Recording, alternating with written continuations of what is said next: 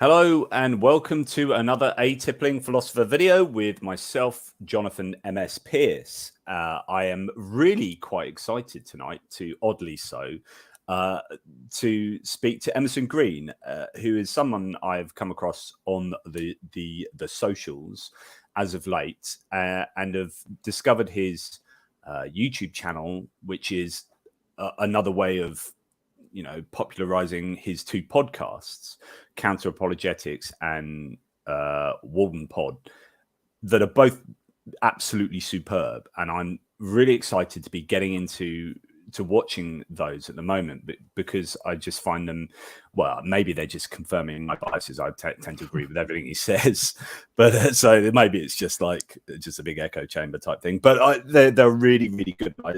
I'm really excited about talking to him. Anyway, that's enough of me talking about him. How about he talks about himself? So Emerson Green, welcome to A Tippling Philosopher. Thanks so much for joining in. Thank you for having me. I've been looking forward to it. Awesome.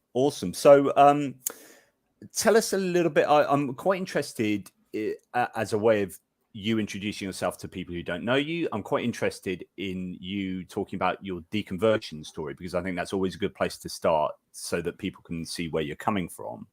But sort of who are you, where are you coming from, where are you at?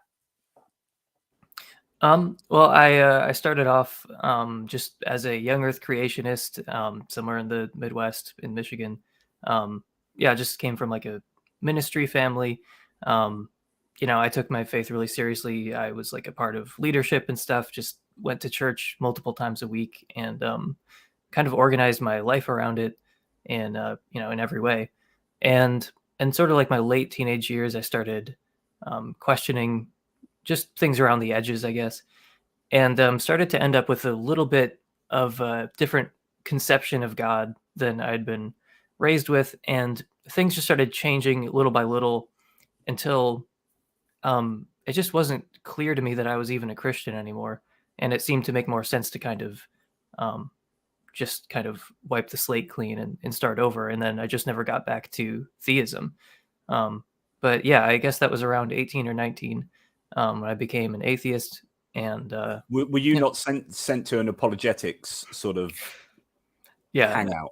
I was invited to attend by my mother to attend this like apologetics boot camp thing, and somewhere in Colorado, in Manitou Springs, actually, a place called Summit. And I was subjected to like 60 or 80 hours, somewhere between there, of lectures of apologetics from luminaries such as Frank Turek and other people like that. But it's kind of funny because I just never been exposed to apologetics or philosophy really in general. I didn't really know what it was, and I was like, I don't know what this is, but I like this. Like, this is what I want to keep thinking about and keep doing. And I've literally never stopped since I was sent there. But yeah, it kind of had the opposite effect than I think was intended, because I didn't find the defenses all that compelling. And I sort of found the subjects to be valuable and worth pursuing just like in and of themselves. But the specific, projects of the speakers, I had a lot to say at the time, and I still don't agree.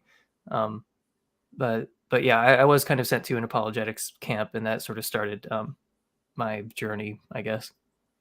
What was it about the apologetics camp that started that journey? I mean, so did you go into it already having your doubts, and then this almost was a sort of platform with which you could further investigate those doubts in the safety of having people who are investigating them from the other side?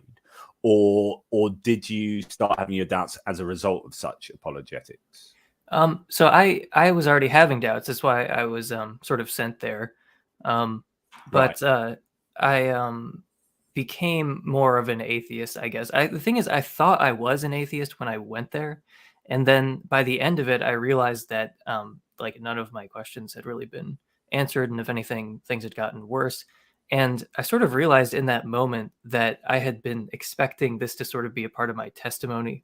Like, I expected to sort of come back to Jesus, and like it would be part of my testimony. Oh, I was an atheist, and then I, came back eventually through like reason or something. And then I was really upset when I realized that wasn't happening, because I kind of wanted it to happen. But no, I was already having doubts. And the thing, when I said it sort of started the path that I was on, it just sort of meant like philosophy, I guess, like, because I had never heard the word epistemology. And it was really weird, like, hearing about some of this stuff initially from, people like Frank Turek or whoever. But like, I had never heard that word. I hadn't, no one told me there was an entire discipline dedicated to how we know stuff. And like, I guess I'm just such a nerd that once I found out that there was like a subfield of thought that's like, how do we know anything? I was like, oh, I like this. This is what I'm into. I didn't know there was a word for this.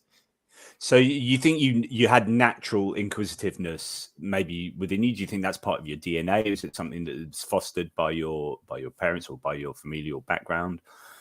I think it's more infused into my nature at birth. Like, I am kind of like the black sheep, I guess, in the family in a lot of respects. But no, actually, my dad told me once that he likes reading every type of Christian book except for apologetics. Like, that's like the one subgroup of Christian books that he can't stand. So I was definitely not exposed to any of this growing up. That's interesting. So would that be because it might challenge, he might have to go through a challenging period? Is it just to inoculate himself even more? Because if you read apologetics books, then you're being introduced to arguments against your position in order to be given the defenses thereof. So would that kind of psychology be about inoculating yourself? No, I think he just doesn't care. I think it's just so obvious to him that God exists. It's just like, why do I need to argue that God exists? Like, he just already knows God exists, so there's no point. So that took you out, and I'd be interested to see what were the initial arguments that you found had purchased with you. But we'll park that for a second. What then took you from leaving religion to where you are now, and producing content online that you feel very strongly about? So I didn't start podcasting until a few years after all that, and part of it was just sort of practical, where it's like, okay, I'm annoying the shit out of everyone around me, and I should maybe find like an online community of people who actually like talking about this instead of bothering everyone. So it was partially that, but I also just felt that I had something to contribute to the discussion, and particularly the format of counter apologetics. When I started it, I've strayed a little bit from how it started, but sort of stayed online with the original point, which was like, you should have just like a sort of like a library of resources, where it's like, if you're looking for like a 5-10 minute response to like the fine-tuning argument, like, what are some things that people have said in response to the fine-tuning argument, or in response to whatever the hell Jordan Peterson is talking about, or something like that. Like, that's kind of what I had envisioned, where it's like, okay, just sort of like a little library of resources that you can listen to before you get into a Thanksgiving debate with your cousin who wants to play Stump the Atheist or something. Like, that's kind of what I had in mind initially, and then it sort of grew into something a little bit beyond that. But I guess that's how it started. I just thought that there was like a little niche that hadn't really been filled, something I wanted to exist that didn't exist, so I thought I would just make it. And also just feeling that I had something of value to contribute that I like wasn't hearing. And then I eventually got more interested in philosophy of religion, like sort of more explicitly. Like I said, I didn't know the thing I was interested in at first was called philosophy. I didn't really know what it was. But I didn't really get like onto philosophy of religion consciously until maybe a couple of years ago. And that's sort of the direction that things have gone since then. Yeah, so it's interesting. You have two sort of podcasts, two elements to your YouTube channel. One which is very much counter-apologetics, philosophy of religion, and as you say, a great resource, a toolkit to deal with apologists. It's interesting because that's how I see my blog. I've blogged for Patheos Non-Religious for years and years, and then now I'm a columnist at Only Sky. But all my back catalogue is there, hopefully as a resource to people. When you've written literally millions of words, and in your case, many hours, you want it. you don't want it to be pointless. It's like when I have arguments with people in comments threads, I'd rather say, right, I'm going to turn this into a blog post, because I don't want to waste all of this energy and all this writing I'm going to give to you in a comment post that's going to be lost, to so that no one sees it. I'm going to put effort into making this useful for someone else. It's funny how many things start that way, where it's like I'll have an argument with someone on Twitter or on Discord, and I'll just be like unable to let it go, and that's how like an episode starts. Yeah. Because actually, these are expressions of you working, or you or I, whoever it is, working through these ideas as well. Like, I love being challenged on some, I've got this particular Catholic apologist who is written like 61 articles now against my positions. And when on a rare occasion I actually have the energy and time to read them, they're quite nice, because it then just gives me stimulus to work through these things again. And I mean, he invariably just has absolutely nothing of quality to say, but it allows me to get in line, all my ducks in a row, so that I know what I'm talking about. And I find it really useful. Yeah, it's the same exact thing for me though. It's like there are so many like paths I wouldn't have walked down if it weren't for these like hyper specific kind of unpredictable prompts that happen in real life. And then I have a forthcoming episode about why won't God heal amputees, and the only reason that that's really happening is because I went to visit my parents, and on the way I was listening to an episode of Unbelievable with you on it, actually talking about miracles.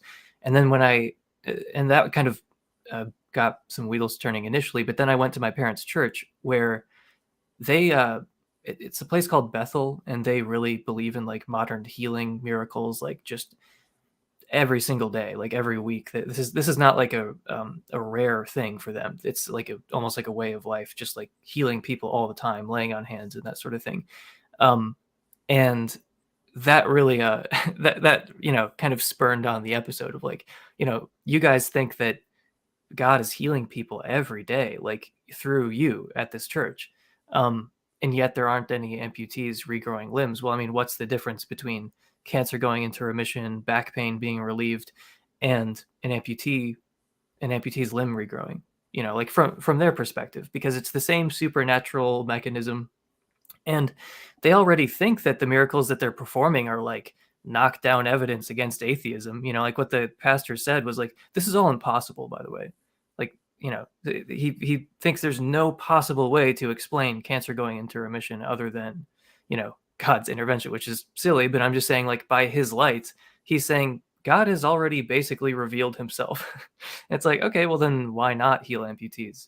So I mean, I find that interesting. On that Unbelievable debate I had with Jonathan McClatchy, and some of you listening might have seen my analysis of that. In fact, I've put the whole debate now up on my channel, because kindly Justin Briley of Unbelievable has allowed me to mirror it, which is fab.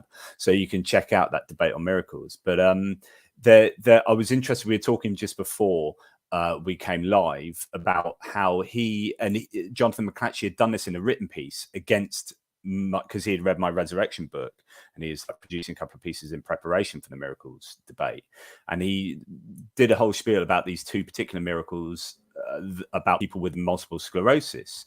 And I was like, I want to bring that up in the debate, because I've got MS and I've got a lot to say about his claims. And you were talking about that you found that quite interesting in the debate. Yeah, I don't know very much about MS, and I just thought it was really funny how he brought up this specific case of MS kind of remitting, like the symptoms kind of, the patient was kind of relieved of their symptoms in a pretty dramatic way. And then you were like, okay, well, I have MS, and that's normal in the disease course. Like for RRMS, like it's, what is it, remitting, relapsing? Is that what it stands for? And it's like relapsing, remitting. And it's like that is the normal. That's, first of all, it's the most common form of MS, and second of all, that's a part of the normal disease course. Like the symptoms come and go, and it's like, and in Craig Keener's book. So I looked this up after this came up in the debate to make sure that this actually happened, because I almost couldn't believe it. Where Craig Keener looks at some cases of people with MS and their symptoms are like relieved for a while, and he's like, oh, a miracle. And it's like, that's a part of the disease. Like it's just such a crazy oversight. But for me, I wouldn't have known that because I don't know anything about MS. But I thought that was that was a pretty interesting turn in the debate when you were like, okay, I have MS, and that's how it goes normally. I was almost quite gleeful about that and like this weird scenario, but it's just like, it's this idea that theists will hold on to things that they don't necessarily know an awful lot about, because it confirms, it's obviously confirmation bias, right? I mean, we all do it, but it's being knowledgeable about that. And things like, Craig Keener's Miracles books is just a whole bunch of confirmation bias, whereas like a Christian will read that and get really, really excited, because all these miracles, rather than say, right, how could they be wrong? How could these claims be wrong? I mean, that's what the skeptic, everyone should be skeptical. Even a Christian, of Christian claims, because you don't want to be found out down the line. You need to be skeptical.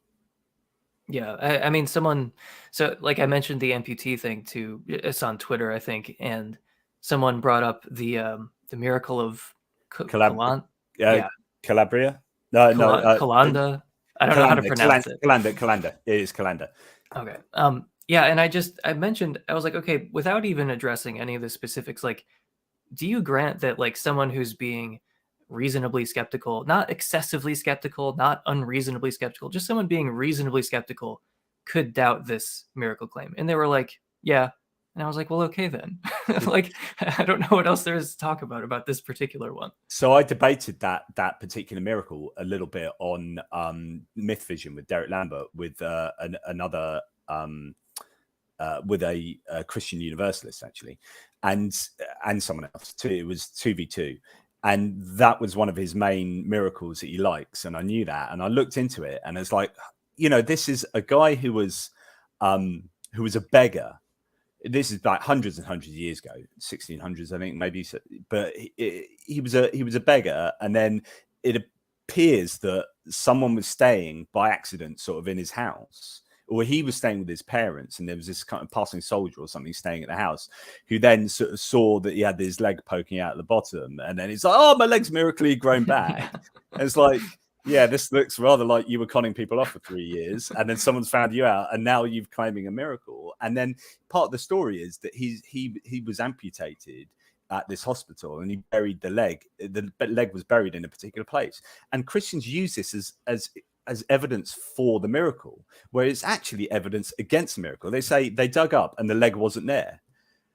It's a miracle. No, the legs wasn't there because it was never amputated, and it's still on his hip. Yeah, it's interesting because I just like it was amputated. I think they said 4 fingers below the knee. I think it was below the knee. So it was more like he was missing a foot and an ankle, according to him, which is not exactly impossible to hide. It's not impossible to fake not having a foot, essentially. And he wasn't doing it around people he knew. Like he left with a damaged leg. He left home, and then he didn't come back for a few years, I think. And he was begging in in a foreign place. And then when he came back, his the miracle happened within like a couple of weeks of him being home. So it's like he kept up the not having a foot and ankle thing for a couple of weeks before he was found out, and then was like, oh man, it was a miracle. It's almost like it almost feels like It's Always Sunny in Philadelphia episode almost. Like it's just like, yeah, I'm just saying, don't you think that we could take this option that maybe he was just lying? That again, it's not like excessively skeptical to think that this guy was just lying. Absolutely. Yeah, completely. I mean, I can't believe that people would take the miracle thesis as the more likely hypothesis of what happened. Like, given that we've got literally no evidence of amputees growing limbs back ever, right? Like, this is the only one that seems to be hanging around, this particular miracle of that sort. And yet we have shed loads of cases of people faking begging. Right, faking injuries for begging. I mean, you can go onto YouTube. I literally went onto YouTube and found a bunch of, like, there's ones where someone's pretending to have no legs. Someone comes up, they strip off their clothes, and there's almost this fight in the street because someone else is like, "You've got legs," and so this happens, right? And you're like, "Oh no, I'm going to believe the miracle claim rather than like, oh, I can't really help you. Anyway, sorry, going off on miracles. What I mean, it'd be interesting to see what you think about this. So I said this very quickly in the debate, which is I think I'm going to write a paper or an article at some point on sporadic miracles being proof that God doesn't exist, or that God is unfair, or that miracles don't happen, or whatever, depending on how I phrase it. But the idea that God would choose only certain people to have miracles, and yet the vast amount of people who've got these horrible scenarios and conditions don't get saved and healed, and yet God says, I'm going to heal you, but not all of you, millions of people, is kind of weird. And it's like, and I'm going to heal you, but I'm going to heal you only a bit, or not 100%, or then, and I'm only going to do it here and now and then and occasionally. And it all seems like that the inference to the best explanation is that God doesn't exist, because that would seem like God is unfair and preferencing certain people over others, and then preferring to heal an amputee, heal a quadriplegic rather than save 240,000 people in a tsunami. I don't know. What are your thoughts on that? I think that would be correct, that God is sort of acting unfairly, but it doesn't seem inconsistent with his behavior, because that does sort of seem like, I mean, like the distribution of like talents and the distribution of luck across the human population is already so uneven, like that, it sort of has to already be built into Christianity that some people just get an insanely raw deal. Like, it just seems like that's already kind of built into it, I guess, because the world is already tremendously unfair, and it doesn't really have anything to do with human agency, the distribution of luck and all that. So I think that you're right, that like if God is like selectively healing people, then like they're just like two quadriplegics next to each other, and God like heals one, and the other one's just like, yo, like, yeah, that's hi. I mean, oh, okay, yeah, no, don't mind me. Is it because I'm ginger? Like, what's going on? Thanks, God. So I can say that because I used to be, but there you go. I've just got a book coming out in the next couple of weeks called 30 Arguments Against God, Divine Design, Heaven, Hell, and Satan, right? And it's a lot of the arguments are based on the unfairness of God, given omni-God, given, the triadic version of an omnipotent, omniscient, omnibenevolent God. It's that, like you say, there are so many examples of God's unfairness in the amount of evidence that we're given. So, for example, doubting Thomas apparently gets to poke, Jesus's actual injuries, yet I get to read a 2,000-year-old book that I don't really know the provenance of, and that's supposed to be fair. You get, certain people with certain autistic people are far less likely to believe in a personal God than neurotypical people, men less than women, like all these different kind of unfairness statistics. It just seems obvious that God is not omni-God. Yeah, and I mean, the most troubling aspect of that for me is not really like, okay, so some people get healed and others don't. Like, I mean, this is all supposed to be a temporary veil of tears anyway, but then you think about what comes after. That's when the unfairness really starts troubling me, is because like this kind of the unfairness in this life, like it's next to eternity and infinity. It's just like, it's not so significant that I would be really bothered by it if I were a Christian. But the thing that would bother me is the unfairness, like you mentioned, like the unfairness in the amount of evidence that you get versus what doubting Thomas gets. And many Christians I know believe that salvation is like dependent on some, whether like which propositions you accept, which is crazy, but that is a pretty standard view. You have like atheists cannot get into heaven. That's a very standard issue Christian view. And the thing is, if we had more evidence, if we had more and better evidence, then we would be theists. Like, God is basically withholding evidence, and as a result, I'm an atheist, and I might go to hell because God is withholding evidence. So, I mean, like, the kind of unfairness that you talk about, like, where it really starts to have some force for me is when you bring in the afterlife and, like the terms for salvation, or just like soteriological discord. Like, how do you even get salvation? But yeah, I mean, it doesn't matter if you believe in eternal conscious torment or annihilation or whatever. Like, there are still eternal consequences as a result of God's unfair treatment, not just with distribution of luck, but also, like you mentioned, with like the availability of evidence. Like, God's withholding evidence, and as a result, some of us are going to be annihilated or go to hell. That's that's an amazing kind of unfairness and just like bizarre worldview.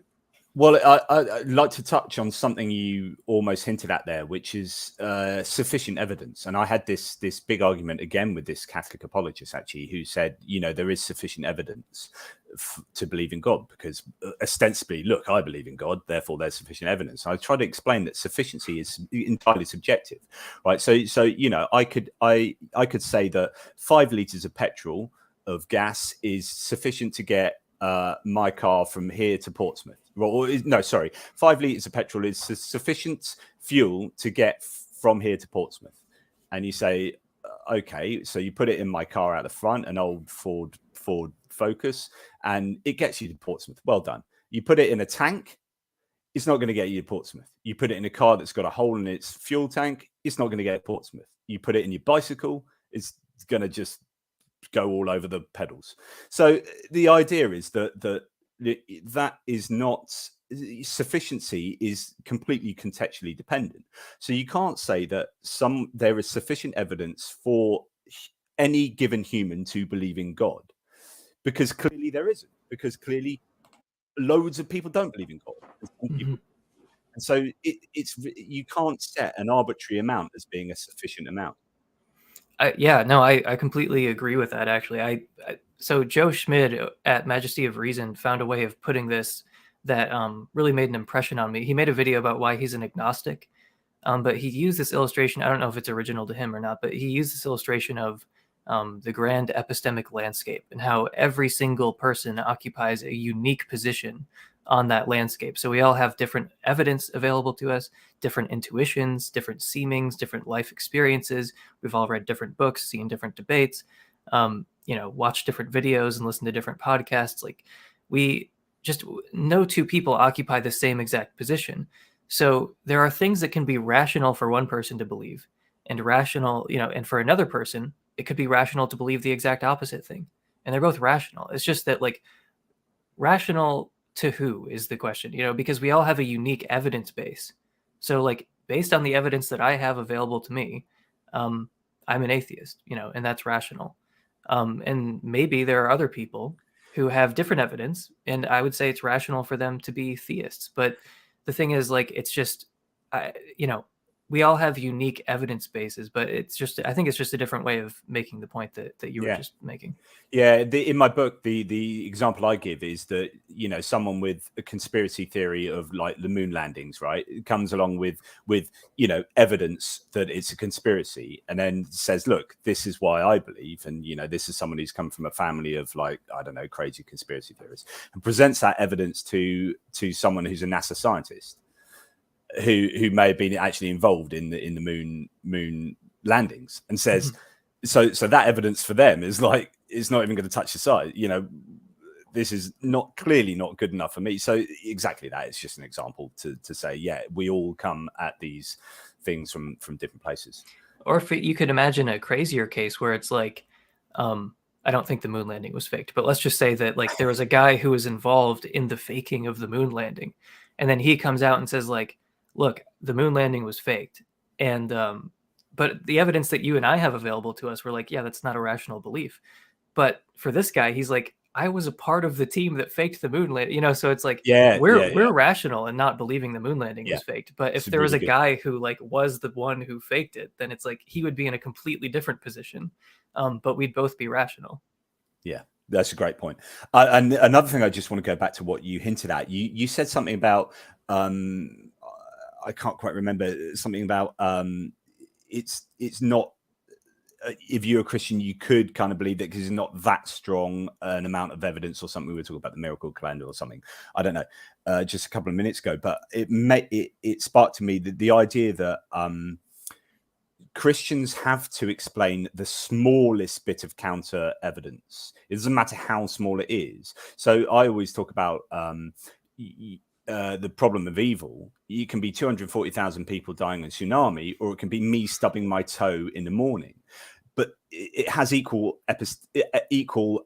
sort of force in the argument, which is to say that if that stubbing of the toe is gratuitous, that still still invalidates God's omnibenevolence, right? So you can pick the smallest amount of counter evidence, and that's enough to validate omnigod, as opposed to almost an infinite amount of evidence. Do you see what I mean?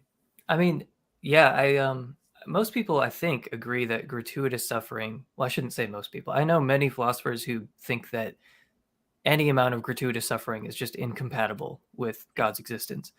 And that's like a respectable view, I think. But, some people have argued that God's existence is compatible with gratuitous suffering. I personally... yeah, in general. But I mean, the point is that either a stub toe or 240,000 people, it's the same thing. If it's gratuitous suffering, then it's the same thing. Yeah. But the thing is, I tend to like something that moved me more towards like an abductive approach, sort of like a cumulative case. Do you want to explain what abductive means, just for the viewers? I mean, I did this in the last video, but go for it. Yeah. So, I mean, it might help to contrast it with like a deductive case, which is sort of like, premise 1, if gratuitous suffering exists, God doesn't exist. Premise 2, gratuitous suffering exists, therefore God doesn't exist. So that would be like a deductive argument.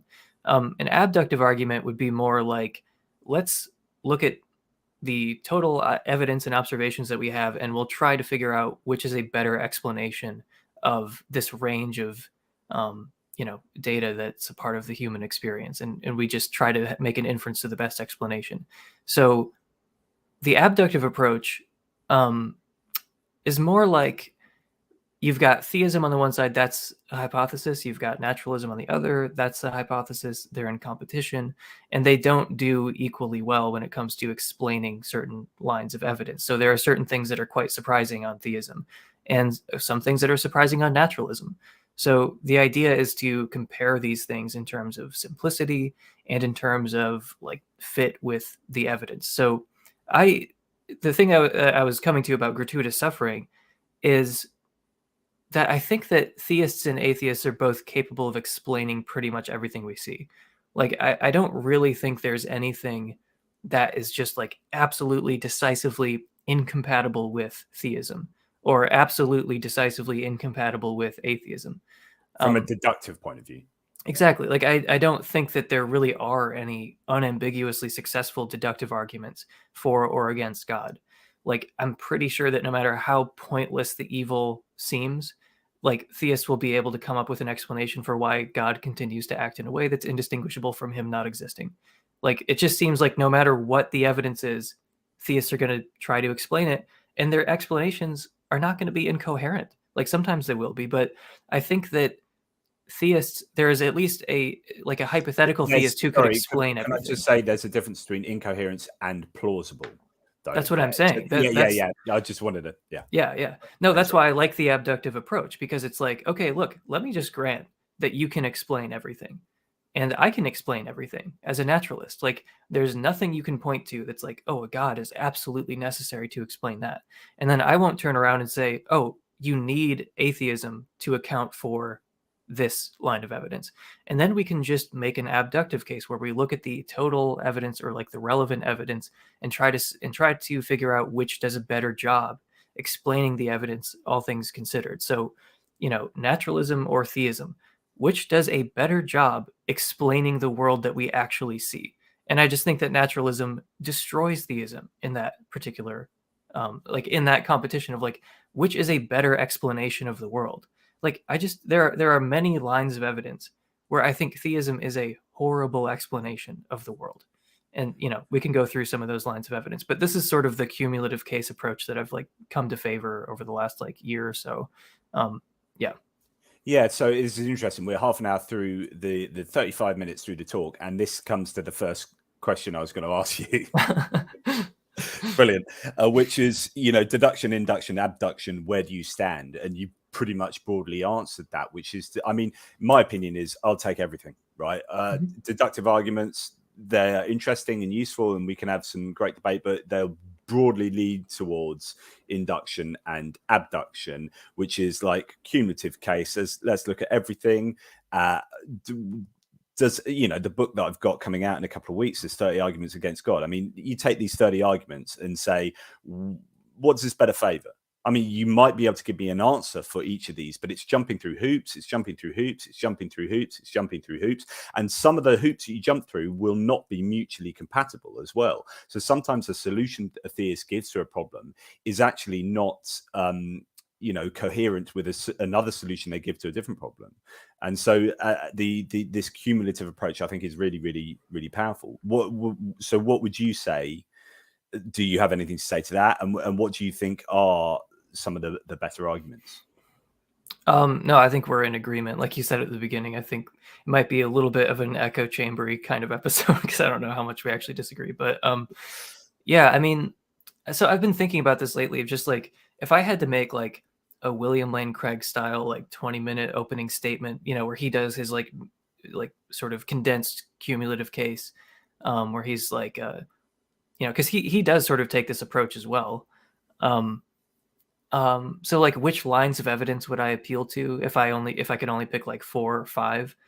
So I've been working through that. I haven't really come down on hard answers, but I think it would be something like divine hiddenness, evolutionary suffering, evolution, just full stop, soteriological discord. And then as for the rest, I'm not really sure, maybe teleological evil or something like that. But if I could only pick like 5 or so, I think those are the 5 that I would go for. So again, like divine hiddenness, soteriological discord, evolution, evolutionary suffering, particularly animal suffering I have in mind, and teleological evil. So I think like tentatively those are, I guess, where I would place like the lines of evidence where it's like, look, naturalism does a really good job explaining these, and theism does a terrible job explaining these, and you've got to jump through about 40 hoops just to account for this. Yeah, and I will just pop through some of those in a second. I mean, Darwinian problem of evil is the greatest iteration, I think, of the problem of evil. So that which is about animal suffering, that's kind of written into evolution as well, which, you know, is interesting. What I would start with, I've had this sounds really weird. I've had many showers where I've debated William Lane Craig, right? And it's just it's one of those things, I think, that loads of people that get into counter apologetics, and he used to be so much bigger than he is now, actually. He's obviously got a bit older, and he's, you know, but he is still around and people still do rely on him a lot. But, you know, 10-15 years ago, he was the man on the debate circuit that everyone dreamed of debating. But my opening would be free will. I honestly, and in fact, against any theist, I think this, apart from if they're a Calvinist, I think this is just like, if you cannot establish libertarian free will coherently, you don't get a judgmental God, and all the rest is pointless. You know, it's almost like you know, I've long thought that counter apologetics supervenes on a free will argument. I don't know what you think about that. I think I used to think that. I can't remember why I stopped thinking that, but I used to think that free will was really important. Man, see, you caught me here, and I'm not. See, I used to be more of like a free will skeptic, and then I moved more to the compatibilist camp, like over time, because I became convinced that compatibilists weren't just like redefining free will in a really annoying way, which is like how that's what the first impression was on me. But over time, which is basically what I think. However, if I've kind of softened a little bit as well, which is I define myself as both a hard determinist and a compatibilist. It just depends how we want to agree on how free will is defined. If you want to define free will as doing what you want, then yeah, we've got free will. But if we're then establishing that what I want is itself determined, then I'm a determinist. And compatible is it. So to me, it's not about what free will is, but it's about what people who are libertarian free willers think free will is, and it's the fact that whether you're a compatibilist or a hard determinist, you deny that.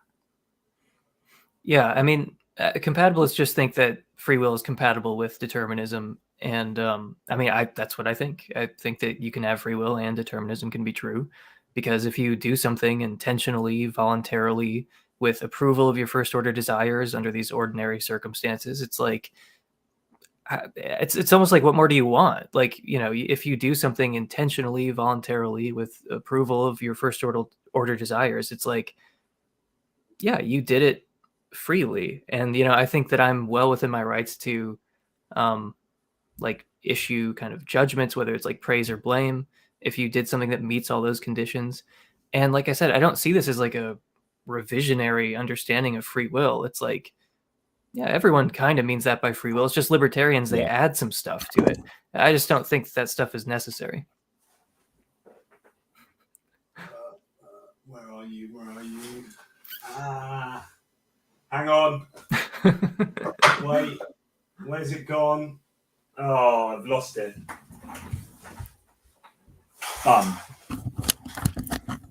I've got a book called Just Desserts by Daniel Dennett and Greg Caruso, where they are basically debating praiseworthiness and blameworthiness, and one's a compatibilist, one's a hard determinist. No, that's the dialogue actually that played a big role in kind of pushing me over the edge finally towards compatibilism, because I didn't think I was a compatibilist, but I was agreeing with Dennett over and over again, practically in every matter of substance, and eventually I was like, I guess I'm just a compatibilist in all but name, because I agree with Dennett on practically everything. And I think that Caruso is sounding kind of crazy in some parts. Really? Oh, see, I disagree. But there you go. There's possibly. But I suppose my point is that it doesn't really matter a whole lot to where I was going, which is neither of them believe in libertarian free will. Right. Which is the point. So for me, at least, it's the point that libertarian free will doesn't exist. Okay. And whatever you choose is what you're going to choose in that situation, quantum indeterminacy notwithstanding, which means that you don't get to have a judgmental God that sends you to heaven and hell, especially with divine foreknowledge, where it all looks like God knows in advance what you're going to do, knows who's going to make the right choices and wrong choices, and punishes people accordingly, whether it be annihilation or hell. And so basically it appears that God is creating people in order that they are punished. Yeah, no, I remember getting in this argument with some Christian friends like almost a year ago, where they were really dunking on Calvinism for being like, oh, God is just creating people, like knowing that they're going to go to hell. He's creating people to go to hell. And I was like, are you talking about Christianity or Calvinism? Because like, I don't see how this isn't just a common feature of like Christianity, it just seems like it kind of follows that like God is creating people, and like certainly like you can't be responsible for your own nature. This is maybe, have you heard of Galen Strawson's basic argument? Remind me. I mean, I've looked at Galen Strawson a lot. I mean, P.F. Strawson's compatibilism, reactive attitudes is super important. But yeah, Galen Strawson is his son. So yeah, talk me through it. It just goes. It's an argument against ultimate responsibility. So whether you think it's an argument against libertarian free will or not, it's disputed. But the point is, I think he shows that basically no matter what, whether determinism is true or not, whether you have a soul or not, whether Christianity is true or not, you cannot have a really deep sense of responsibility for what you do. So the argument goes something like, you do what you do in the circumstances in which you find yourself because of the way that you are. Premise 2, so in order to be responsible for what you do, you're going to have to be responsible for the way you are. Yeah. Premise 3, you can't be responsible for the way that you are. So you can't be ultimately responsible for what you do. So the crucial move there is the third premise, where it's like, you can't be responsible for the way that you are. So you can take a more, empirical approach to this, where it's like, look, the genetic component is not insignificant for your inclinations and the decisions you make. The first 5 years of life, socialization, like these things are significant factors in determining how you will use your will. They determine your nature and therefore what you'll do. But they're also just sort of these more abstract kind of like metaphysical reasons that you can't be responsible for the way that you are. And he goes through them. I think it's pretty convincing. And again, whether this is an argument against libertarian free will or not, I don't know. But what it is an argument against is a really deep sort of responsibility, like a kind of responsibility where you absolve all these other forces. Like Nietzsche has this great quote where he disparagingly is talking about free will in the superlative metaphysical sense, where we absolve God, ancestors, chance, society, the world, and like it's just like there's nothing left there but you. And that's what Strawson is arguing against. He's arguing against this bizarre form of responsibility where somehow like you are like really deeply responsible for what you're doing rather than just the proximate cause of what you're doing. Like I'm on this podcast because I want to be on this podcast, but that's compatible with determinism, right? Like I'm the proximate cause of my actions, but that's it. That's all you can really have. And like I feel like that's what Strawson shows, is that you can be the proximate cause of your actions, but you can't really be anything more than that. You can't be the ultimate cause of what you do. You can't have this really deep sense of responsibility that particularly religious people like to attribute to people and justify some of, what happens in the afterlife through that deep sense of responsibility that we can't possibly have. I absolutely agree with you. I'm just trying to find I've got a list of 9 things that basically you don't have control over, but I can't find it at the moment, which is a really useful list to just like make you realize that at any given moment of making a decision, all those things are outside of your control and you're just arrived at this point. And so therefore it really feeds into the idea that you don't have. And it gets onto this argument, and we're moving off to general philosophy here, but whether there is moral responsibility, and whether by denying moral responsibility, so this is Greg Caruso and Dirk Pereboom would say that actually you don't lose anything in losing moral responsibility. It doesn't really add much to the equation. And there's a difference between sort of moral responsibility and causal responsibility and all these kind of different ideas of what responsibility is. Do you think we have moral responsibility? Yeah, I mean, I'm a compatibilist. I think that we can judge people morally. Like, I think that sort of, being the proximate cause of your actions, like I said, if those conditions are satisfied about doing things intentionally, voluntarily, with approval of your first order desires and so on, like if those conditions are met, then I think that you do have moral responsibility. Okay, again, that's somewhere where we could slightly disagree, because I don't think we have moral responsibility. But it's quite a nuanced discussion, and we'd need to probably couch it. We'll leave that for now, but that's something I think that we could have a nice, interesting little debate more along the philosophy front. So going back, you mentioned a couple. I just want to say thank you so much to Crawford Fulton King. Just tuned in to the start of the stream. Hope I'm learning tonight, like most of your discussions and presentations, Jonathan. Thank you so much for your support, Crawford. You are a legend. If not now, then soon. Your legacy is now in part of internet history. So thank you. No, I really appreciate that, because that's what allows me to do what I do. So if you have any super chat questions, please get them in. We'll be more than happy to tackle them, or ignore them if they're too difficult. No, never do that. So going back to your atheological arguments, you mentioned 5. Would you like to just do a quick skirting over them? Sure. Yeah. I wish I had something in front of me, so I'm probably going to leave something out. So please don't. I'm just saying to people who are listening, go a little easy on me if I leave some crucial step out or something. But I think the first one I mentioned was divine hiddenness. So I mean, I think you talked about this with Ben Watkins. Oh yeah, I did. I watched that one actually. Oh right.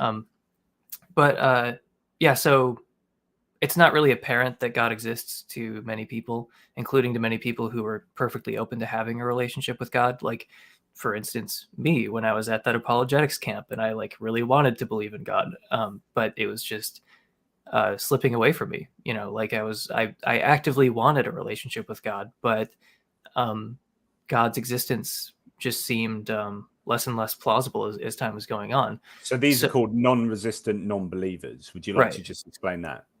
Yeah, I mean, it is what it sounds like. It's just a non-believer who doesn't have some kind of like problem with God existing. Like I think some people get a little too liberal with their definition sometimes. Like they want to define a non-resistant non-believer as someone who, like, you know, would just love it if God existed. And like that's not necessarily the case. Like you can be a non-resistant non-believer and just kind of like, you know, not be committed beforehand to being like, oh, and if God existed, I would worship him, you know, like, because I'm not committed to worshiping God if he existed. Like, and I don't think that makes me resistant. It just makes me I don't know, have an ounce of dignity or something, where it's like, oh, you find out God exists, and then your immediate reaction is supposed to just be, oh, I love you. And I'm gonna, like, that's so strange to me. Like maybe I would come to that position, but just by virtue of God existing, I'm supposed to like love him and worship him. Like, well, I mean, it depends what he's like. Like, I mean, it's dependent on God. So I have a real issue with the idea that we're supposed to love God, like this abstract entity. Like we struggle enough to love like human people that show us actual tangible stuff, rather than, you know, this effectively abstract, non-existent, you know, more non-materially existent thing. Like, yeah. how do you love that? But yeah, sorry, I interrupted. No, I just wanted to plant a flag that like a non-resistant non-believer is not necessarily someone who like really really wishes God existed or like something like that. It's just someone who doesn't have like emotional or behavioral opposition to God's existence. They just have rational problems with theism. They just think God probably doesn't exist. So the question is just like, are those people rational in their non-belief? And obviously yes, some of them are, at least. And there's a conflict between a perfectly loving God who wants to be in relationship with everyone and non-resistant non-believers. Why are there any non-resistant non-believers? It seems like that shouldn't be a thing. So if you're a naturalist, there's a really simple explanation for this, which is that God doesn't exist. That's why God seems hidden. You know, like it's really as straightforward as it could possibly be. So, you know, this is entailed by naturalism. Like if naturalism is true, divine hiddenness is an entailment of naturalism. You might want to put hiddenness in quotation marks, but you know, theists have to jump through all these hoops to try to explain divine hiddenness. And my whole point is like, look, I'm not even trying to say that those explanations are wrong. Like they certainly strain my credulity, but like I said at the outset of this like segment of the conversation, like I'm just granting them that they can explain all the data. The question is just who does a better job explaining it. So naturalists, like our model entails this observation, and your model, theism, does not entail this observation. It's actually kind of surprising on your model. Really important point. So it's the predictive qualities of the two hypotheses. So the naturalist hypothesis would predict this, you would think, given, you know, the psychological part that religion plays, and how, you know, given our understanding of how we operate and how the world works. And yet on the religious argument, you know, the religious hypothesis, you wouldn't predict that. And in fact, that hiddenness then gets, and you've talked about this before, then gets, you know, Paul Draper, I think this is one of his arguments, which is, you know, the religious confusion.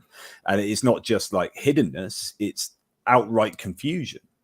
But the hiddenness is interesting, because if you look at Schellenberg's arguments, and then people who've written subsequently about this, I've got a book of people, but it's Elizabeth Stump's book that deals with answers or discussions around different elements of this. And one of them is talking about the hiddenness of persecuted Christians. So he talked about, he looked at this particular Chinese sect that was really, really, really heavily persecuted. I think there's an essay by Nagasawa, and it says that, you know, they were calling out for God, and, you know, under super persecuted. These were actual Christians. You know, they aren't even non-resistant non-believers. They're actual Christians, but God just wasn't there. There was just this hiddenness, and then that falls into the problem of evil, and, you know, so that the hiddenness argument can have many different, you know, versions or aspects to it. Yeah. No, God's hiddenness is and look, it's not like Christians or theists have never wondered, like, why isn't God more obvious? You know, like I said, they do have resources for dealing with this. But for me, you know, I mentioned this earlier, once you start bringing in the eternal consequences of not believing in God or of getting the wrong religion, then God's hiddenness starts to seem really inexcusable. Like if you believe in eternal conscious torment or annihilation, basically if you're anything other than a universalist, like you're thinking that God is withholding evidence from atheists and from, you know, people who've got the wrong religion. Like you think God is withholding evidence from them, and they're either going to be permanently annihilated or suffer quite a bit because, like, as a result of that, just as a direct consequence of that. And it's like you have to weigh God's reasons for hiddenness on the one side, because, you know, they're kind of, you know, Christians have offered all kinds of reasons God might be hidden. And it's like, okay, but you have to put that on the scale against these eternal consequences of annihilation or like eternal conscious torment or something. Like, so, you know, sometimes I've heard Christians say things like, well, you know, God is hidden because that allows us to come to him freely. And that would be better than God kind of imposing himself on us. And it's like, okay, well, let's just go along with that. How does that stack up against eternal conscious torment? Like the good of allowing him to, the good of God allowing us to come to him freely. Is that, like, how does that weigh against the eternal consequences of, you know, people not getting salvation because of God's decision to withhold evidence? Like, it just seems obvious to me that one side of the scale is a little bit heavier than the other one. And I know I've got a friend that's just come on who is a Christian universalist actually, and I know that you've said before that if you were to entertain being a Christian again, you would be a universalist because that makes the most sense of the different dimensions of God that we come to understand in classical theism. Like if you're going to know in advance what you know, and you're supposedly all loving, all knowing, and all powerful, and you have some kind of judgment at the end, that makes no sense. So heaven and hell, even if you have a spectrum of judgment, I think that's still problematic. Whereas, you know, the idea that everyone gets the goods at the end is at least consonant with an idea that God is all loving. I mean, yeah, I would have to be a universalist if I were a Christian. And it's like people have pointed out that, you know, of the various positions you can adopt, like universalism is like the least scripturally supportable one. And it's like, yeah, I mean, I'm not a universalist because of my reading of scripture. Like, you know, I'm a universalist because it solves certain problems, like with divine hiddenness and soteriological discord and religious diversity. And not so much the problem of evil. People usually seem to think I'm talking about evil when it's like, oh, well, you know, we all suffer through this veil of tears, but then we all get to go to heaven.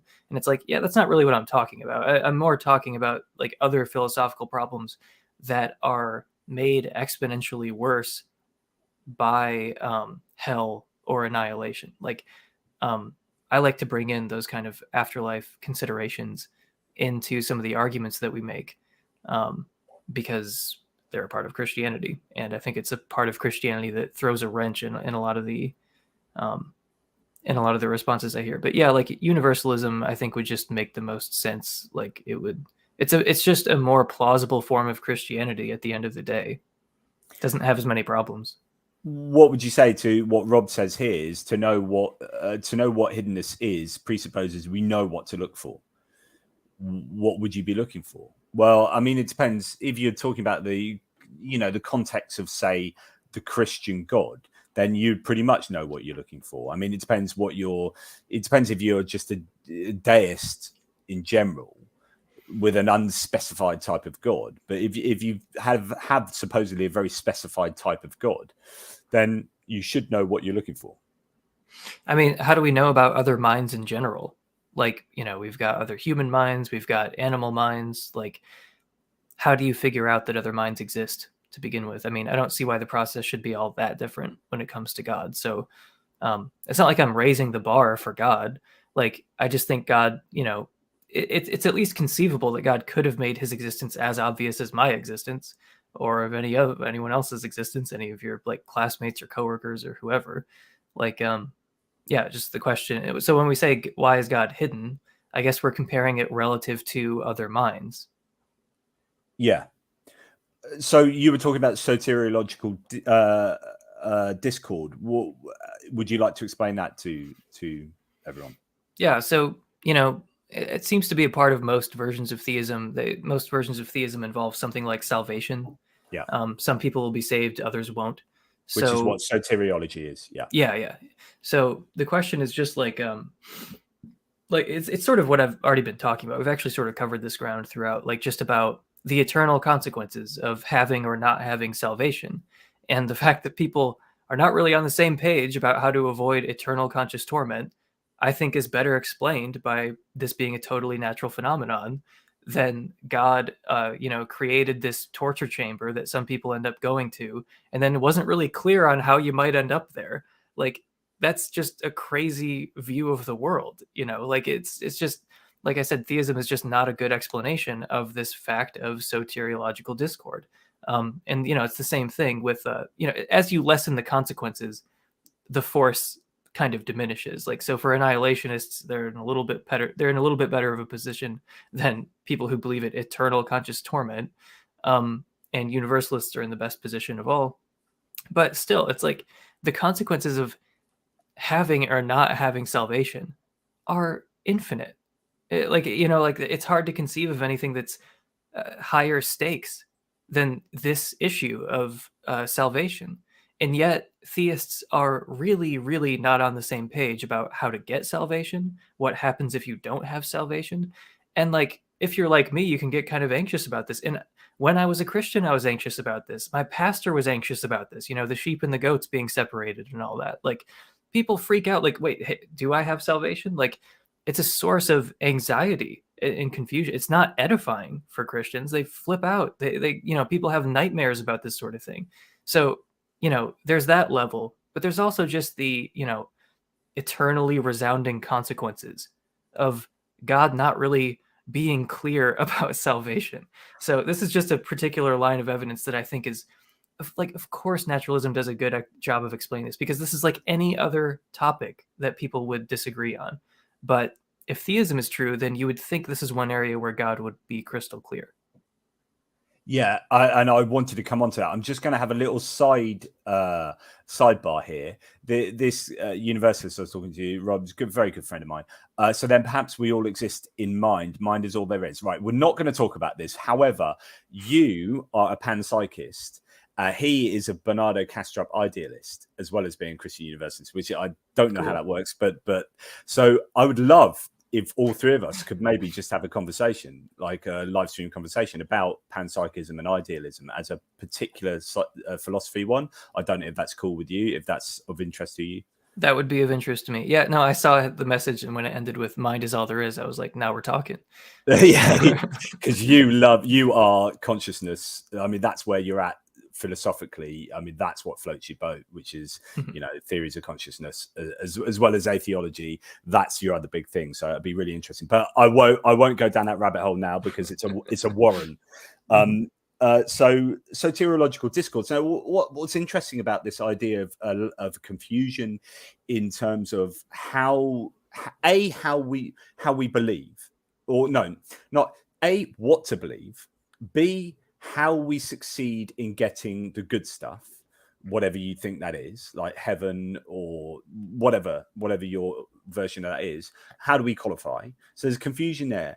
And then we've got things like evolution. It kind of links into what you're saying also about evolution, because there's a predictiveness that we have for the naturalist and for the naturalist thesis, which is better than the theistic thesis, given that you would surely expect, would you not, I ask, that theists or Christians, for example, if we're talking about the context of Christianity, would be better moral agents than non-Christians. Would you like to expand on that, if you know where I'm going with that? Mm-hmm. Yeah, no, so that sounds like the meager moral fruits argument to me, which is something I like. I didn't mention it earlier, but I'm working on an episode about that right now. It turned out to be way more complicated than I'd anticipated, but I do like that argument. I think there are like bad versions of it, but there's no need to throw out the entire category of argument, just because there are some bad versions of it. But yeah, I mean, so in any meager moral fruits argument, there's probably going to be three moving parts: a theological premise, an empirical premise, and a moral premise. So the theological premise is the one you sort of alluded to, where it's like there's something about Christianity that predicts that Christians should be different from non-Christians. It predicts that Christianity is kind of a unique force in the world, that Christianity should be an obstacle should not be an obstacle to the good and the pursuit of the good. It should be an aid to the pursuit of the good for oneself and for others. Because otherwise, what's the point? What's the point of revelation? What's the point? If revelation is to get adherence into a loving union with God, then surely that has to also be wrapped up with a moral life, because God wouldn't want you to be moral monsters and come to love, and He'd want you to be morally, successful, because it's the moral success and the faith, you would think, that allows you to live in loving union with God. So there's that, and there's also just, we don't really even have to make arguments for it, because there's a traditional basis for the theological premise. Like, there's a scriptural and traditional basis for the idea that Christians are supposed to be like distinguishable from non-Christians, so I won't go into it too much, but I will say that the more that I've looked into this, the more I've like put this to Christians, the more it seems like the theological premise is like the most sound one, because there is an immense traditional and scriptural basis for the idea that Christians and non-Christians, their behavior should not be literally identical. So that would just be the theological premise. And a moral premise would be something like generosity is good, or kindness is good, or LGBT equality would be a moral good.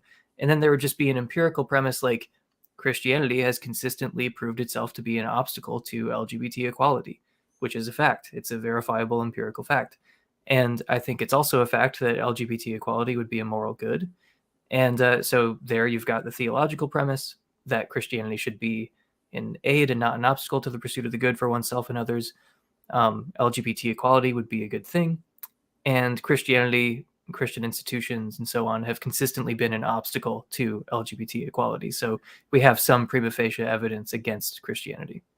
And I'd imagine the atheist would come back and say, the Christian would come back and say, yeah, but that's because humans are bad at interpreting the word of God or whatever. And then the atheist would come back and say, well, then God's pretty rubbish at giving a revelation that's so poor that it can be misinterpreted that easily. And then in the end, I would argue that the atheist comes out better, because at the very basis, there's just a poor revelation. And again, that goes back to the confusion. That goes back to the fact that there are 42,000 different denominations of Christianity and countless other religions, and as well as the idea that there is moral confusion, and the idea that Christians or whatever religious denomination don't appear to be any morally better than those in the outgroup. Yeah, and I don't want to go too out on a limb, but I think that the Christians who think that LGBT equality would be a bad thing, according to the Bible or whatever, like, I'm pretty sure they're right. Like, if you're going by the Bible, LGBT equality would be a bad thing. But the problem is that LGBT equality would be a good thing. So the Bible is wrong. That seems like unlikely. It's not impossible if Christianity is true that there would be things that are wrong in the Bible, but especially given that God is the ultimate designer of humanity as well. When you start adding these components in, then it seems again the inference, the best explanation is atheism.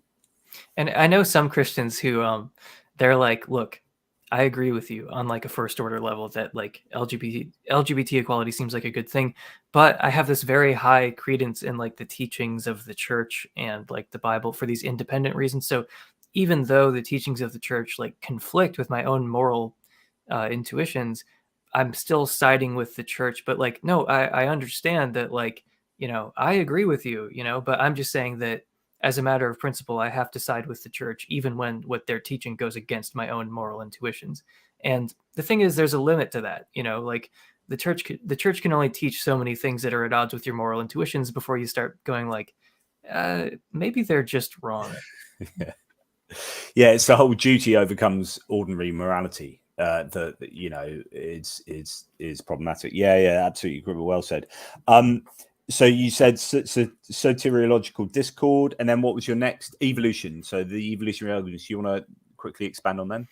Evolution is actually a pretty easy one because it's sort of the only game in town for naturalists. Like, if you're trying to explain how did we get here, like how did human beings get here, how did all this biological diversity get here, I'll say evolution by natural processes is like the only game in town. Like there's really no other way for naturalists to explain the way the biological world is. So that's not the case with theists. Like many theists believe in special creation. You know, they believe the earth is 6,000 years old. They believe that God created everything in more or less in its current form. That would be special creation. Many theists believe in intelligent design, which is some kind of weird hybrid of those two views, where they sort of buy into the evolutionary story, they buy into common descent and all that, but they still think that there was divine intervention at certain points in the story or something. And so, you know, for the theists, they've got options, right? They've got special creation, they've got intelligent design, they've got evolution, like theistic evolution. They've got like little combinations of these. But for naturalism, there's pretty much only one game in town. It's evolution by natural selection. And oh, hey, that's the one we got. That's the one that turned out to be true.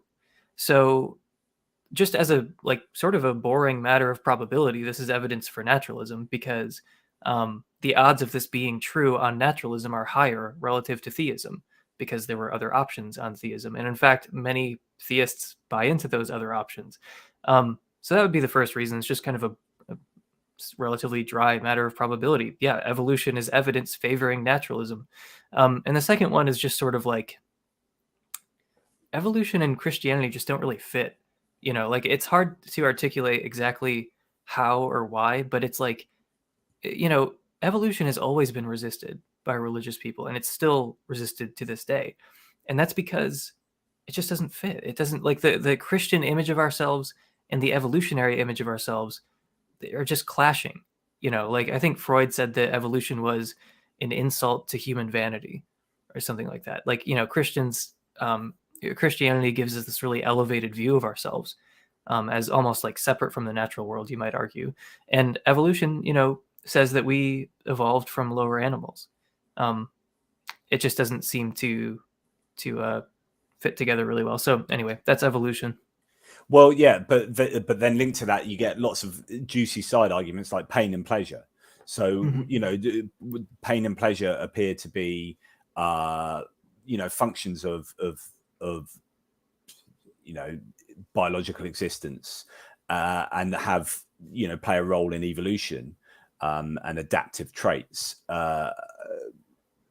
But and again, the inference is the best explanation is it appears to be, you know, that's more likely that atheism is true or naturalism is true as opposed to theism, given that, you know, if you were God designing reality and it just so happens that pain and pleasure don't appear to correlate perfectly with moral good and moral bad, and also that they correlate pretty much with evolutionary goals, this seems really coincidental. So do you have anything to say to that?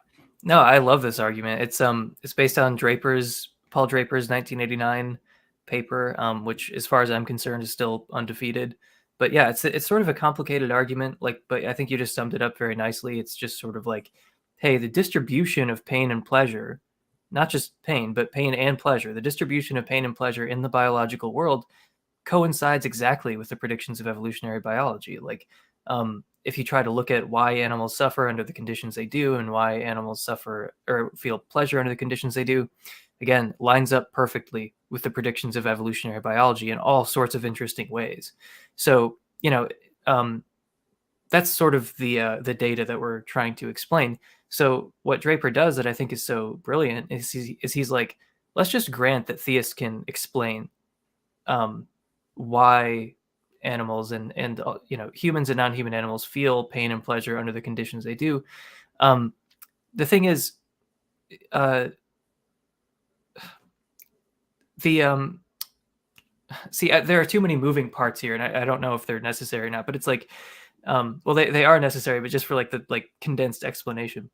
You know, if we're comparing naturalism and theism as explanations, and you think like, okay, there has to be some kind of moral justification for all this pain and pleasure. Oh, and wouldn't you know it, the distribution of pain and pleasure aligns with the predictions of evolutionary biology. So that alone is evidence favoring naturalism over theism. But Draper takes it a step further and is like, you can explain this as a theist, but whatever your explanation, like let's just say that it works, it just has to coincidentally line up with the predictions of evolutionary biology. Like God's reasons for allowing pain and pleasure, like the distribution of pain and pleasure that we observe, they have to just like coincidentally line up with the predictions of evolutionary biology. That is a huge coincidence. It's a bit like the Ptolemaic understanding of the like orbits of the planets and stuff as we move towards like heliocentrism from geocentrism. It's like, well, we're looking at all these orbits doing this funky stuff. Like, let's invent some really weird scenario where this is all coherent. Like, I can give you an explanation of why all these things are going backwards and forwards, but it's pretty mental. And it's much, much better and more simply explained by the sun being at the center of the solar system. Exactly. No, that's a great analogy. But yeah, it's just so funny when you really start to internalize, like, so I guess God's morally sufficient reasons for allowing animal suffering, this distribution of animal suffering that we see, his moral reasons just happen to line up with the exact predictions of evolutionary biology. And the thing is, like, that's a huge coincidence that naturalists don't need. So and why this argument is so cool to me is that Draper like allows theists to have a response. He's like, no, you guys have an explanation for this distribution of pain and pleasure. Okay, I'll just grant that. And then, naturalism still comes out like way on top.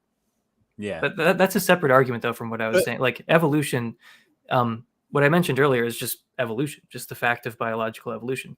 This is the argument from the biological role of pain and pleasure, which is, it's something that originates with Draper. Yeah. Yeah. But I wonder, so when you say that theism, so naturalism, it explains it better, there's a value judgment there, right? I would agree with you. I'd say, to me, intuitively, naturalism, obviously, you don't have to jump through so many hoops, but is there a way of being able to quantify that? I don't know, with some kind of statistical probability analysis that gives you an objective valuation? Do you see where I'm coming from? Yeah, no, I mean, you get this sometimes with theists who want to push back and say, like, oh, actually, I don't find this surprising at all on theism.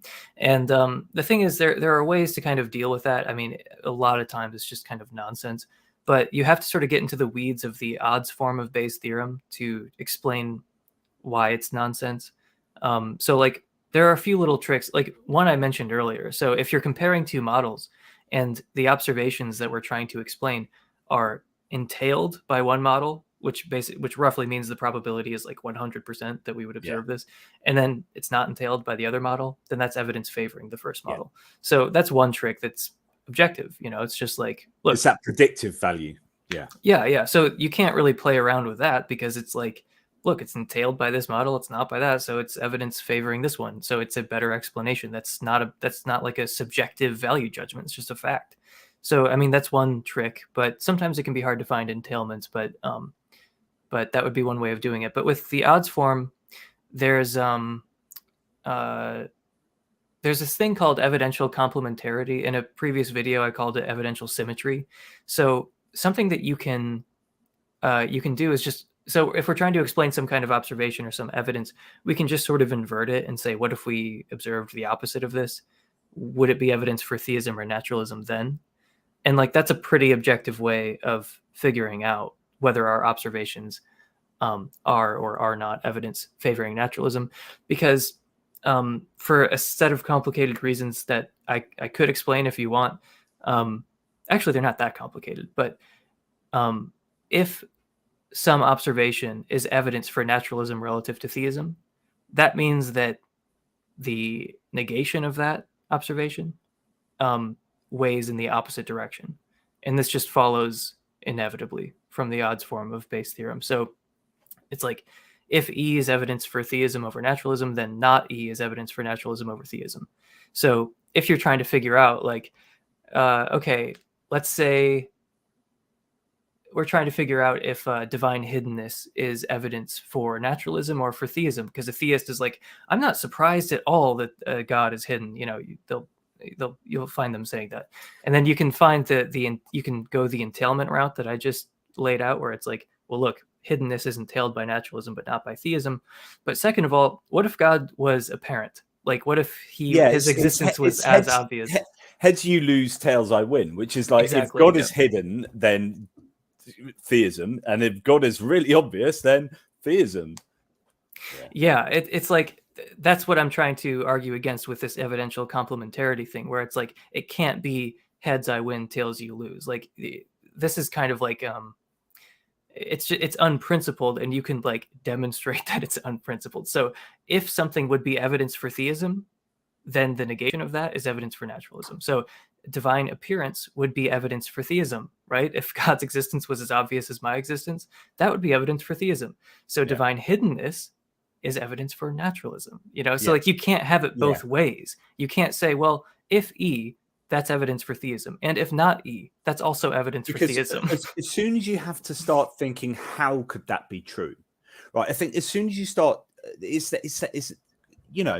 if you have to sit back and go, okay, this is a problem, how can I make this not a problem? Then it's a problem. Do you know what I mean? It's like, if you're having to come up with ad hoc rationalizations as to why God is hidden, then you've got a problem. If you're having to sit down and write a philosophical paper that goes into quite some detail as to how God might be hidden, then you prima facie got a problem. But, see, that's now we have three ways to make this more objective. I mentioned the entailment route, the evidential complementarity route, and now there's this other way where it's like, okay, how many auxiliary hypotheses do you have to add to explain this data? Occam's razor. Right. Like, so, but I mean, that's a way of finding out if this is evidence favoring one or the other. So naturalists don't have anything else to say when it comes to divine hiddenness. God is hidden because God doesn't exist. Theists have to write entire books, about divine hiddenness. And the reason for that is because it's a little bit surprising on theism. If it wasn't surprising, there would be no books to write about it. Like, so I'm just saying that the more hoops you have to jump through, the more auxiliary hypotheses you have to add to try to make sense of the data. That's like another way that you can try to find out, okay, is this observation, is it favoring naturalism or is it favoring theism? Well, who stopped talking, 15 minutes ago, and who has to just continue adding explanation after explanation after explanation? Yeah. So Rob here says, this is going back to the pain and pleasure. I think there are arguments around the way there are transcendent desires that are beyond mere survival value. Don't really buy the perfect fit with naturalism shtick. So there, he feels obviously there are desires that he can only make sense of in terms of a theistic worldview. I mean, he'd need to give more details of exactly what those desires might be. But I think he sometimes think there's, because I know him, that we have desires to find meaning and desires to find purpose and our place in the universe and all this kind of stuff, like teleological desires. I mean, this is exactly the kind of thing I wish people would move past a little bit, of like trying to find something where it's like naturalism debunked. Naturalists can't explain the fact that people want to find meaning in their lives. Like, really, I'm sorry, but you're just not thinking very hard if you think that naturalists literally cannot explain, just using nothing but evolution by natural processes. How is it the case that we have these transcendent desires? If you think naturalists literally cannot explain that, then you're not really looking at what naturalists have been saying, because we can explain it. Maybe you don't find those explanations very good, but you can't say that they're incoherent. You can't say that the explanations don't exist. No, I suppose what he would be saying is that, yes, you can find them, but just like you were saying, that he would find them better predicted by theism. Oh, okay. So see, that's just a separate argument. We're talking about the distribution of pain and pleasure.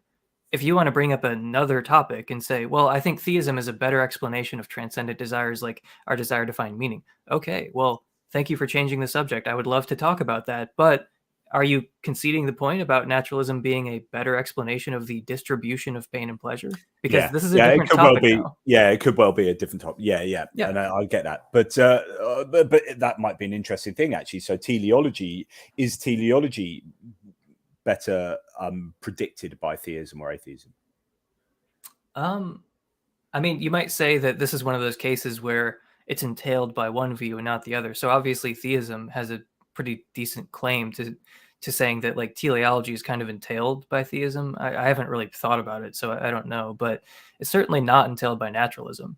So yeah, in sort of like a maybe like weak Bayesian sense, like, yeah, this would be some evidence for theism because it's entailed by theism but not by naturalism. But first of all, it's disputed whether there is teleology in the natural world, and second of all, it's like naturalists do have resources for accounting for teleology, whether it's just the appearance of teleology and it's not real, or actually accepting that, like, no, teleology is real. So then you start getting into, like, Thomas Nagel's like natural teleology and things like that. But I don't think there's anything preventing atheists from being, like, I don't know, sort of like Aristotelians or something, and believing in some form of teleology. Like, it just doesn't seem incompatible with atheism at all. So it doesn't really seem like a strong argument to me, because plenty of naturalists believe in teleology. That might just be the way the world is.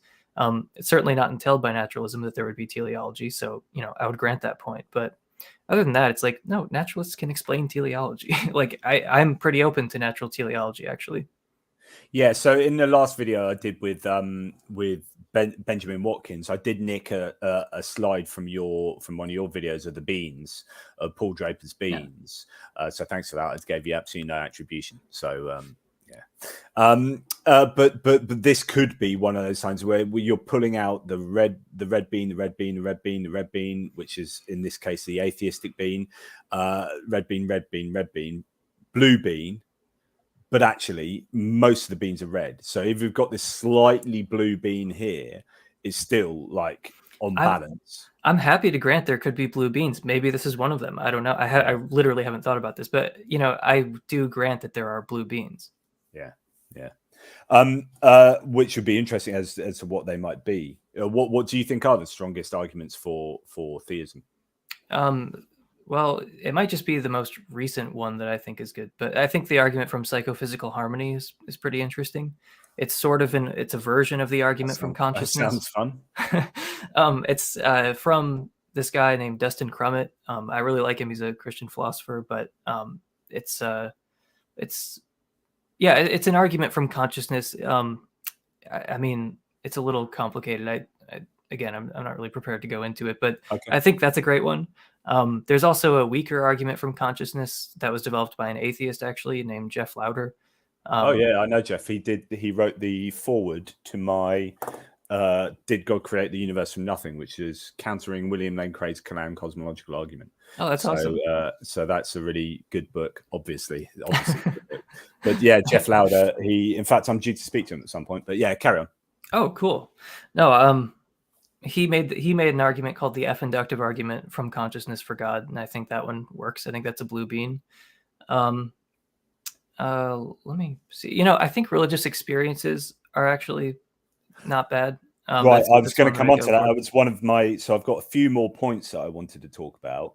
I'll bump this one up then. So religious experience. So traditionally, as atheists, we generally, and you said that you've watched William Lane Craig's video where he talks about the inner witness of the Holy Spirit, and saying that I don't really care how much evidence you throw at me. If you throw all the evidence in the world that God doesn't exist, I can always just rely on the inner witness of the Holy Spirit. So sod off. And you found that you laugh at that. It brings a smile to your face. Explain that and what's going on there. I mean, part of why it brings a smile to my face is just the way that he said it in this one particular clip. Like, he kind of pauses dramatically and says, "in my heart." And for some reason, it just really hits me every time I hear. But it is just kind of funny that, like, he goes to all this trouble making this case, and then he's like, "I don't even care about any of this, though." So it's like, but because his book, The Reasonable Faith, is an evidentialist kind of case, isn't it? It's like looking at the resurrection claims and looking at this and saying, it's not just about fideism. Here's all this evidential stuff, and then, as you say, but in case all of that's bollocks, I've still got the But the way that it's presented by Plantinga, at least, not even going into Plantinga's thing, just religious experiences. Like, I think that because what William Lane Craig is talking about is like Reformed epistemology, and like I have some things to say about that, like, but I'm talking about something that's slightly different, which is just religious experiences. Like, I think that is evidence for theism, because again, it kind of seems entailed by theism, like that people would have religious experiences. And it's not totally clear to me on naturalism why people would have these sorts of religious experiences. But also, it's like sort of moving towards the planning a point. It's like, look, people have evidence coming to them through their senses about what exists, and for some people that includes God. Like, so they're thinking like, I see a tree outside my window, I believe in your mind, and I also have this like relationship with God, and this is just a part of my, like, look, I am sort of seeing God in the same way that I see you. And it's like, well, if that is, first of all, I kind of question how many people actually have that sort of experience of God. Um, but if they do, it's like, well, have fun believing in God, I guess. I mean, like, what am I supposed to say to that? Like, if they're just having a direct experience of God in the same way that they experience other minds or external objects or something, it's like, I mean, I don't really like, because I laugh at the Craig thing, but I mean, he admits as that it can't convince third parties, so that it's only an exactly. individual subjective. See, and that's the thing, is like a couple of the responses to this is like, first of all, this is too defensive. This shouldn't persuade me at all. Like, this isn't really evidence in the same way that you could think of religious experiences in some sense as evidence. But when it comes to this sort of thing, it's so defensive. It's like, no, it's just rational for me personally to believe in God. And it's like, okay, well, why should I care about that? Like, this does nothing to persuade anybody else. It's just like this purely defensive project. And the second thing to say is just like, this is way too permissive, potentially, like almost to the point of being relativistic. Like, if you're allowed to just make this move about very strange entities like God, then what can you really say to people who believe in other strange entities or believe strange things about the world on the basis of the same sort Subjective of evidence that you're, experience. Yeah, it's yeah, on just the same sort of subjective thing. experience. Yeah. So like Thomas Nagel raised this point to Plantinga, where he was just like, okay, Plantinga, you're not a young earth creationist, but it is a part of the faith for a lot of Christians, and they use exactly the same line of reasoning that you're using.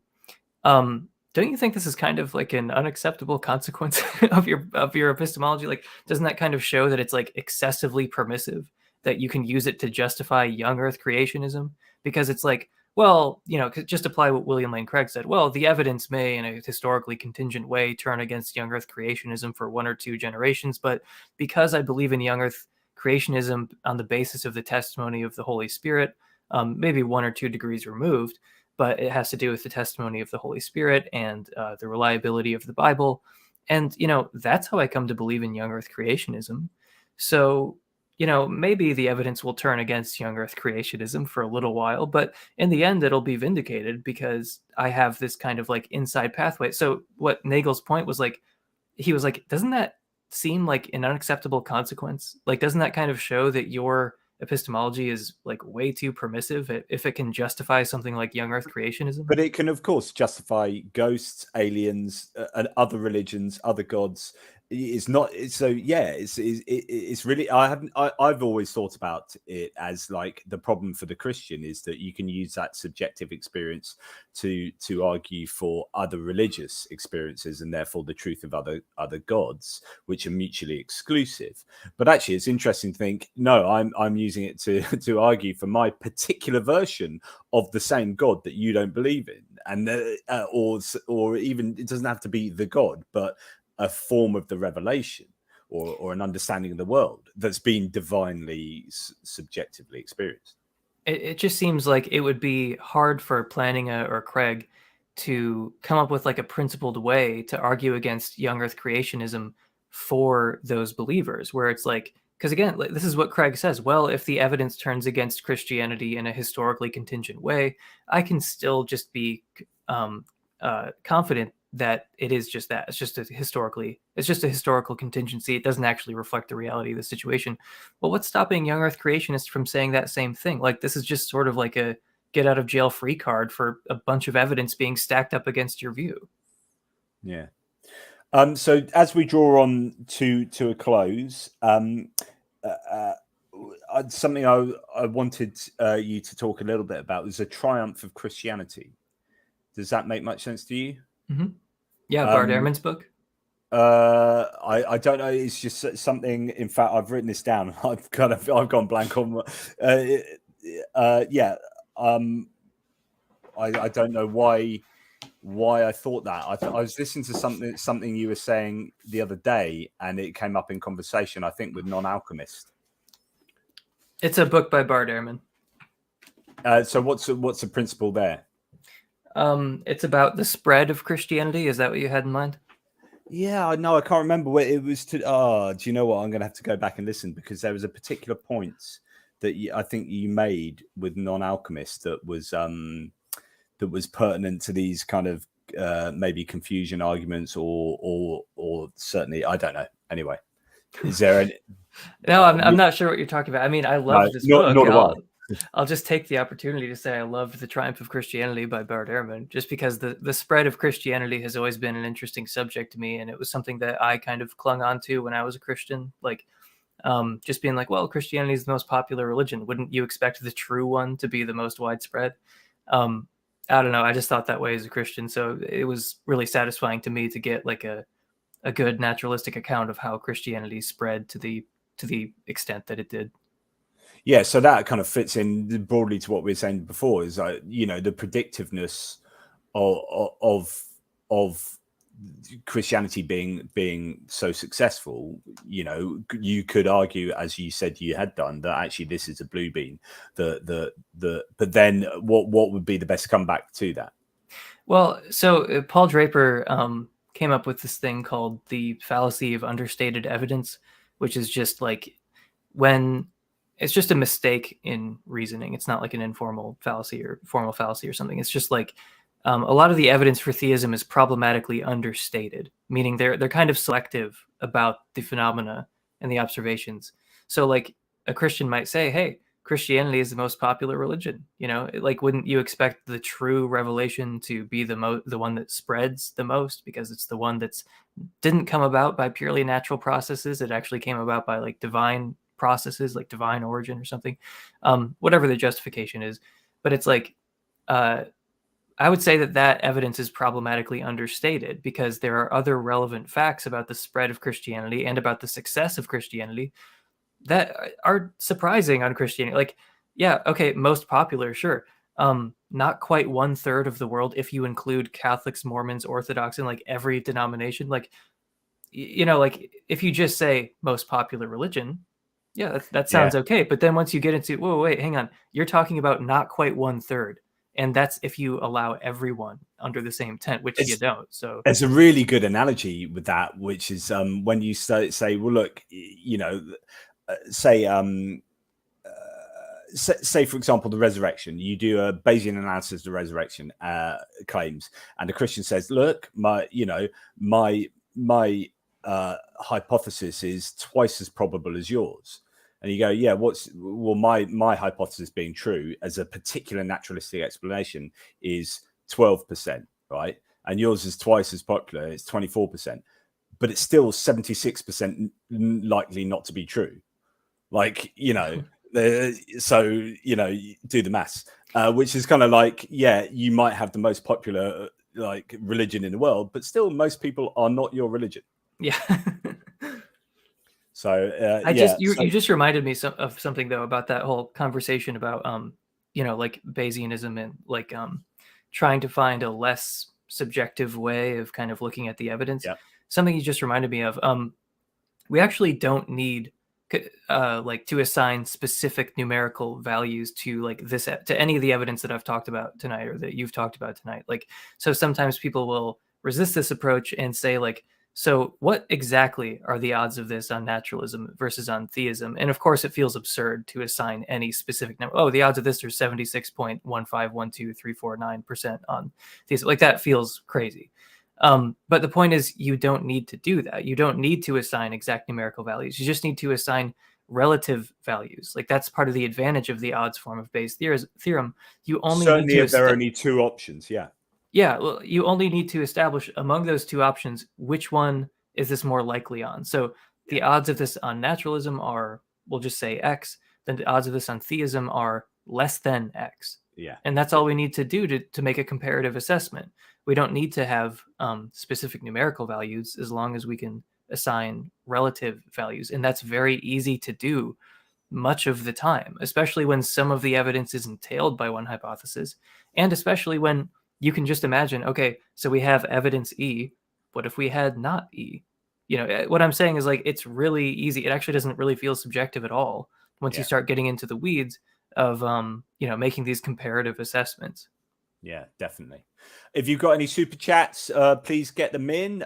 Thank you for all your support. There's some lively chat going on the side, so that's awesome. Thanks for hanging out, guys, as we move towards some form of conclusion from wandering through, as you say, the weeds of Bayesianism, but the weeds of everything and the flowers and the meadows of philosophy of religion. Just talking about Bart Ehrman, I've got a lot of time for a number of his books, but actually How Jesus Became God is a really good book. If you've read that, I don't know if you have, I'd suggest reading that. And also Jesus Before the Gospels is a phenomenally good book. Worth understanding, because I think for me the real interesting stuff is like, so I've written a book on the resurrection, a critical examination, the Easter story, and I've written the Nativity, a critical examination. So looking at historically and theologically at those two events and saying, you know, didn't happen, certainly not as Gospels claim. But then where do we get from I think the first like 100 years is fascinating. What happened if you believe in a historical Jesus and Jesus was crucified or stoned to death or whatever, so he died, and then what did the first believers do, or the first adherents do, and how did they get from there to the Gospel of Mark, and through Paul and to the later Gospels? I think it's a fascinating kind of area of like trying to work out what was going on.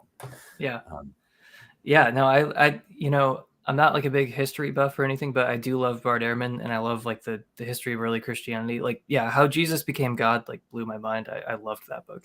But I love that. It's not something I know a lot about, but like the history of early Christianity is a super interesting subject. Yeah, and it's just the idea of like, so what I love, Jesus Before the Gospels, he talks a lot about oral traditions and passing on how memory works. So he spent a couple of years really looking into how memory works and how we transfer, stories and stuff. And it's this idea that Christians think that the Gospels are one-to-one correspondence to the truth, as if like, there's no other book in human history that has ever, like in the history of the universe, as far as we know it, like certainly the history of this world, that has recorded events on one-to-one accuracy. And yet that appears to be what Christians think the Gospels do. Like any contradiction can't be a contradiction, particularly if you're hyperliteralist.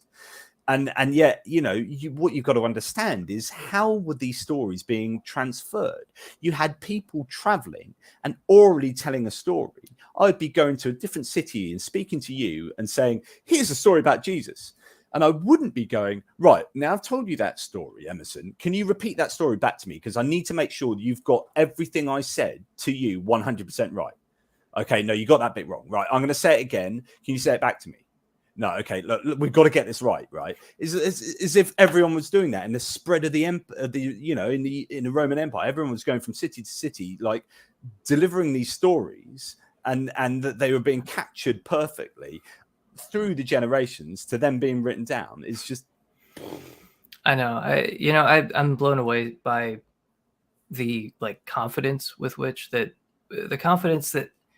some Christians seem to feel about some hyper specific things in the Bible and in like the resurrection accounts. And I'm like, can't you like loosen your grip at least a little bit on these? Like, just, I mean, like, I just don't see how any like reasonable person could hold to some of the things that I've heard fundamentalists say about like the resurrection accounts.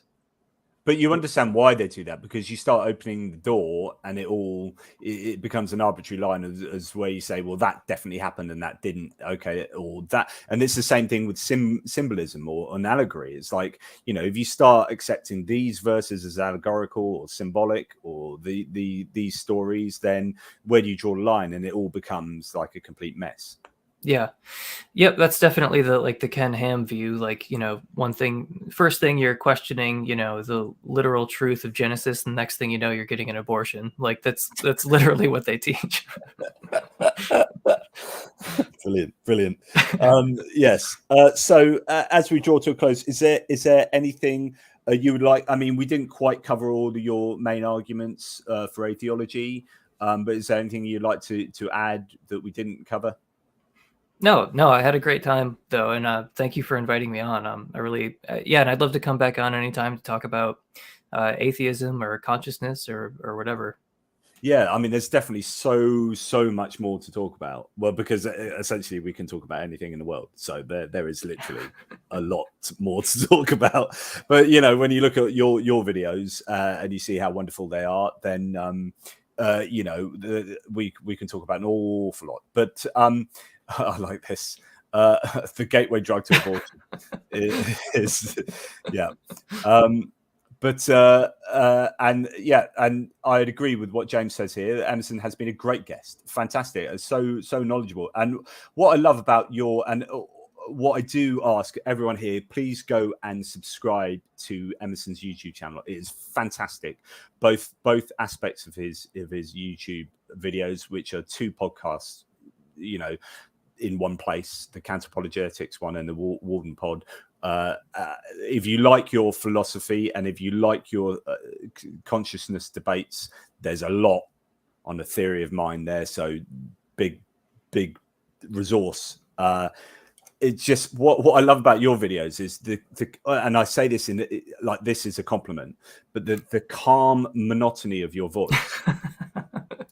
and what I mean by that is like when I listen to your stuff, I can be doing other things, and I'm listening to your stuff, but I'm somehow you enable me to access the content really easily, because like there's with me when I get on, I'm like all up and down and getting excited, and people are like, oh, hang on, what's going on here? And it's the content can get lost in that. Whereas with you, I go, the content really is very clear with the way you deliver it, and I think that it's fantastic. It's a great resource. Thank you so much for saying that. I've heard other people say that they fall asleep to my podcast and stuff because they like the same thing, it sounds like. But I really appreciate it. And I've had some people in a similar vein say that like listening to the podcast helped them be less angry about their non-belief. Like, I mean, I definitely went through a period of being pretty angry. And that's not to say it's a phase or something. I just I went through a period of being angry, feeling like I'd been lied to and things like that. And so common. And eventually came out of it in part because of just a couple different podcasts and YouTubers and stuff. So it's been really gratifying to hear that I have helped some people kind of feel less angry and more sure of themselves, and that I also help lull some people to sleep, so it's just rewarding all around. Win-win. It's win-win. When I do these podcasts, I've got 2 intentions. I want to inform people and I want to make them go to sleep. So it's that's brilliant. I really do. Everyone go and subscribe. He is a fantastic channel. Thank you so much to Doc, who's such a great supporter of this channel. I really appreciate that. Really appreciate all the support I get. Thank you, everyone. I'd love to get Emerson on again.